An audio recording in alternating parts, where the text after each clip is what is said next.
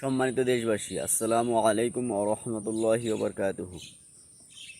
আশা করি সবাই ভালো আছেন। আলহামদুলিল্লাহ, আমিও ভালো আছি।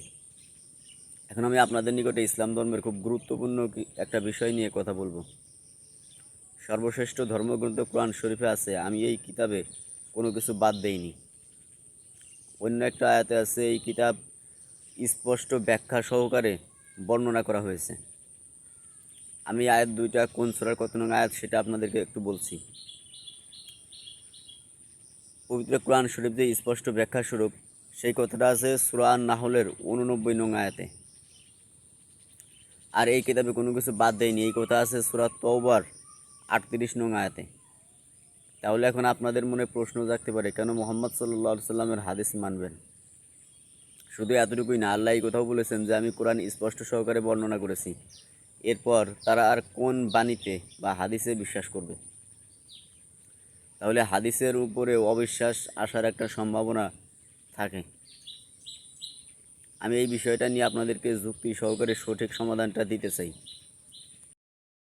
আমি কোরআন স্পষ্ট সহকারে বর্ণনা করেছি, এরপর তারা কোন বাণীতে বা হাদিসে বিশ্বাস করবে, এই কথাটা সূরা জাসিয়ার 6 নং আয়াতে আছে। আরও কয়েকটা আয়াতে আছে, যেমন সূরা আর মুরসালাতের 50 নং আয়াতেও আছে। এরপর সূরা আজ-জুমারের 23 নং আয়াতে আছে। কিন্তু এরপরেও মুহাম্মদ সাল্লাল্লাহু আলাইহি ওয়াসাল্লামের হাদিস মানতে হবে, নয়তো পরিপূর্ণ মুসলমান হওয়া সম্ভব নয়। আর সে কথাও পবিত্র কোরআন শরীফেই আছে। আমি আপনাদেরকে সেটাই একটু স্পষ্ট করে বোঝাতে চাচ্ছি। পবিত্র কোরআন শরীফে আছে, তিনি মানুষ সৃষ্টি করেছেন শুষ্ক মৃত্তিকা থেকে, অর্থাৎ মাটি দিয়ে। আবার অন্য একটা আয়াতে বলেছেন তিনি মানুষ সৃষ্টি করেছেন শুক্রবিন্দু দ্বারা, যা রক্তপিণ্ডে পরিণত হয়, তারপর মাংসপিণ্ডে, এরপর মানুষ হয়। তো এইখানে কিন্তু একটা আয়াত আর একটা আয়াতের পরস্পর বিরোধী না।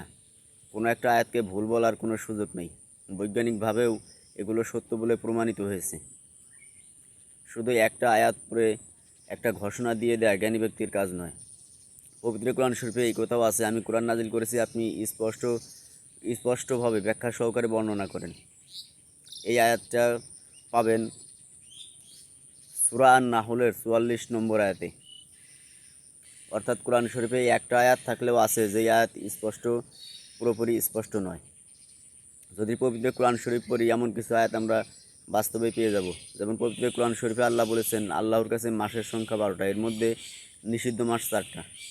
কিন্তু আল্লাহ কোনো জায়গাতেই বলেন নাই নিষিদ্ধ সেই 4 মাস কোন মাস। সূরা আত-তওবার 36 নং আয়াতে এই কথা আছে, নিষিদ্ধ 4 মাসের কথা। মানুষ মারা গেলে আমরা জানাজার নামাজ পড়ি। জানাজার নামাজ কার কার জানাজা পড়া যাবে না সেই কথা পবিত্র কোরআন শরীফে আছে। সূরা তওবার 84 নং আয়াত যদি পড়েন, সেখানে বলা হয়েছে আপনি তাদের কবরের পাশে দাঁড়াবেন না এবং জানাজা পড়বেন না। তো জানাজার নামাজ কিভাবে পড়তে হবে? আমরা 4 তাকবীরে জানাজার নামাজ পড়ি, এই 4 তাকবীরে জানাজার নামাজ পড়ার কথা কোরআন শরীফের কোনো জায়গাতেই নাই। জানাজার নামাজ পড়ার নিয়মই নেই, শুধু কার কার জানাজা পড়া যাবে না সেই প্রসঙ্গে আছে। আবার সূরা মুজাম্মিলের 4 নং আয়াতে আছে, আপনি কোরআন তেলাওয়াত করবেন ধীর স্থিরভাবে। ইকরা মানে পড়া, এখানে পড়ার কথা বলা হয়নি, তেলাওয়াত করার কথা। এখন ধীর স্থিরের লিমিট কতটুক সেটা পবিত্র কোরআন শরীফে বর্ণনা করা হয়নি, শুধুমাত্র মুহাম্মদ সাল্লাল্লাহু আলাইহি সাল্লামের হাদিসেই আছে। এমনকি কোন 4 মাস নিষিদ্ধ সেই কথাও মুহাম্মদ সাল্লাল্লাহু আলাইহি সাল্লামের হাদিসে আছে। আর জানাজার নামাজ কীভাবে পড়তে হবে সে কথাও হাদিসেই আছে। আর হাদিস অনুযায়ী বাংলাদেশ সহ সব দেশে জানাজার নামাজ পড়া হয়। এখানেই স্পষ্ট হয়ে যাচ্ছে যে কোরআন শরীফে সব আছে, সব বলতে মূল নীতি, মূল নির্দেশগুলা, মূল কথা সব আছে, কিন্তু বিস্তারিত ব্যাখ্যাও আছে, তবে সব নাই।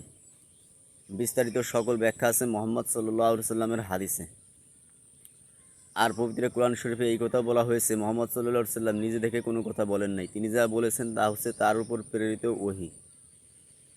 যেহেতু সেগুলো তার উপর প্রেরিত ওহী, অর্থাৎ হাদিস ও আল্লাহর বাণী, সুতরাং হাদিস অস্বীকার করার কোনো সুযোগ নাই। সূরা আন-নজমের 3 এবং 4 নং আয়াত পড়লেই এই কথা পেয়ে যাবেন, মুহাম্মদ সাল্লাল্লাহু আলাইহি সাল্লাম নিজে থেকে কোনো কথা বলেন নাই। যেহেতু হাদিস ও আল্লাহর বাণী, পবিত্র কোরআন শরীফ ও আল্লাহর বাণী, কোনোটাকে ছোট করে দেখার সুযোগ ইসলাম ধর্মে নেই। এখন ভাবতে পারেন মুহাম্মদ সাল্লাল্লাহু আলাইহি সাল্লাম আবার বলেন নাই এমন কিছু কেউ কিতাবে লিখলো কিনা।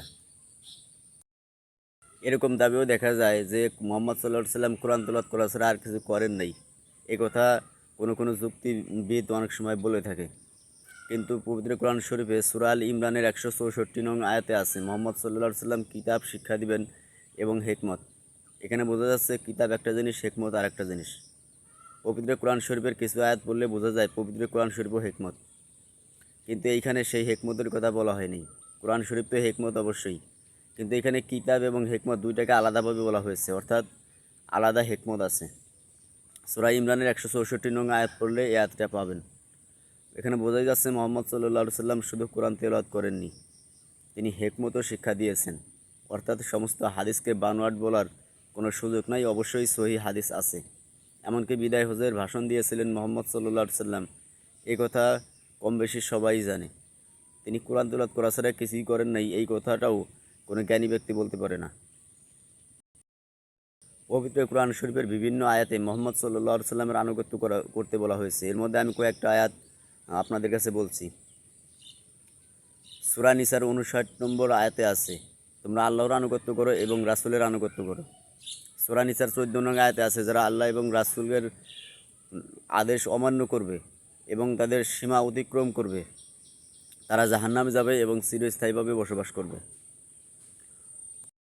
মুহাম্মদ সাল্লাল্লাহু আলাইহি সাল্লামকে অনুসরণ করার কথাও বলা হয়েছে। সূরা ইমরানের 31 নং আয়াতে বলা হয়েছে, যদি তোমরা আল্লাহর ভালোবাসা পেতে চাও তবে রাসূলের অনুসরণ করো। এমনকি সূরা নিসার 80 নং আয়াতে বলা হয়েছে যে রাসূলের আনুগত্য করলো সেজন্য আল্লাহরই আনুগত্য করলো। কেউ ধোঁকা দিয়ে বলতে পারে যে মুহাম্মদ সাল্লাল্লাহু আলাইহি সাল্লাম তো এখন আমাদের মাঝে নেই, তাহলে তার আনুগত্য কীভাবে করবেন? কোনো দেশে কোনো নেতা সরকার যদি মারা যায় তার পাশ করা আইন কিন্তু বাদ হয়ে যায় না। যদি সেরকমই না হয় তাহলে মুহাম্মদ সাল্লাল্লাহু আলাইহি সাল্লামের হাদিস কীভাবে বাদ হবে? এমনিতেও নবী রাসূলদেরকে মৃত বলা যায় না, তারা কবরে জীবিত। সবচেয়ে বড় কথা, তিনি নিজে থেকে তো কোনো কথা বলেননি, যা বলেছেন তা তার উপর প্রেরিত ওহী। যে কারণে দুই প্রকার ওহী বলা হয়, একটা ওহিয়ে মাতলু আর একটা ওহিয়ে গায়রে মাতলু। যদি আমরা হাদিস না মানি তাহলে কোনোভাবেই পরিপূর্ণ মুসলমান হতে পারবো না। এই কারণে পবিত্র কোরআন শরীফের পাশাপাশি হাদিসও মানতে হবে। আর একটা বিষয় আপনাদের নিকট আমি স্পষ্ট করি, আল্লাহ যে বলেছেন কোরআন স্পষ্টভাবে বর্ণনা করেছি, এরপর তারা কোন বাণীতে বিশ্বাস করবে, কোন হাদিসে?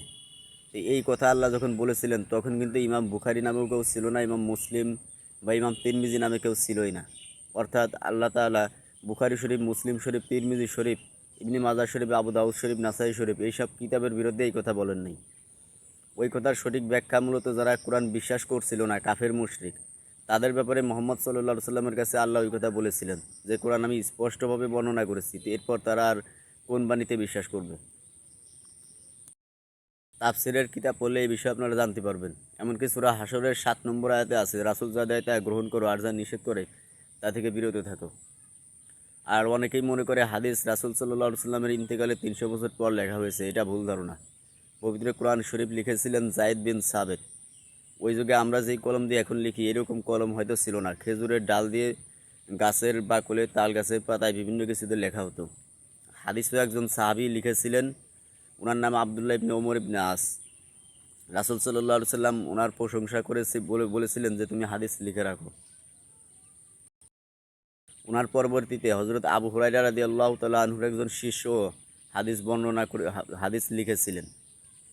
তো ইমাম বুখারী, ইমাম তিরমিজি এরা হাদিস লিখেছে অনেক পরে, সরাসরি সাহাবীদের যুগেও হাদিস লেখক ছিল। আর পবিত্র কোরআন শরীফের আয়াতে কোনো আয়াতের অনুরূপ আয়াত কখনো তৈরি করা যায় না, কিন্তু হাদিসের অনুরূপ হাদিস অনেক সময় অসৎ লোকরা তৈরি করে থাকে। এসব কারণে হাদিসের চেয়ে কোরআন শরীফকে বেশি মূল্যায়ন করা হয়। খুব দুর্ভাগ্যের ব্যাপার, বাংলাদেশে লক্ষ লক্ষ আলেম থাকার পরেও এই বিষয়গুলো নিয়ে কেউ আলোচনা করছে না। তাদেরকে লক্ষ লক্ষ টাকা না দিলে ধর্মীয় আলোচনাও করতে চায় না, এমনকি বেতন না দিলে ইমামতিও করতে চায় না। আল্লাহকে খুশি করার জন্য যে দিন প্রচার করবে, ইমামতি করবে, এই কাজগুলো করার মতো লোক বর্তমানে একেবারেই কমে গেছে। আর কোনো কোনো আলেম বলৎকার, পরকীয়া সহ অসামাজিক কার্যকলাপের সাথে জড়িত হচ্ছে।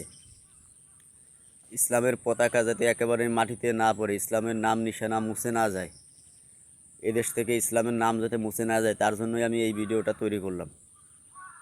তাছাড়া আমি এই দেশের প্রধানমন্ত্রী হওয়ার আশা করি। আমার জন্য আপনারা দোয়া করবেন যেন আমি প্রধানমন্ত্রী হয়ে রাষ্ট্র পরিচালনা করতে পারি। প্রধানমন্ত্রী হতে গেলে হিন্দু, বৌদ্ধ, খ্রিস্টান, মুসলিম সব ধর্মের মানুষকে সম্মান করতে হবে, সমান ভালোবাসা থাকতে হবে। নির্দিষ্ট এক ধর্মের পক্ষে পক্ষপাতিত্ব করলে তার প্রধানমন্ত্রী হওয়ার সম্ভাবনা খুব কম থাকে। কারণ সে যেই ধর্মের মানুষকে সমর্থন করবে তাকে ওই ধর্মের মানুষ ভোট দিলে দিতে পারে, নাও পারে, কিন্তু অন্য ধর্মের মানুষ ভোট দিবে না। কিন্তু ইসলামের নামগন্ধ যাতে মুছে না যায়, মানুষ যাতে একেবারে বিভ্রান্ত হয়ে না যায়, তার জন্য আমি এই ভিডিওটা তৈরি করলাম। সবাই ভালো থাকবেন, ধন্যবাদ।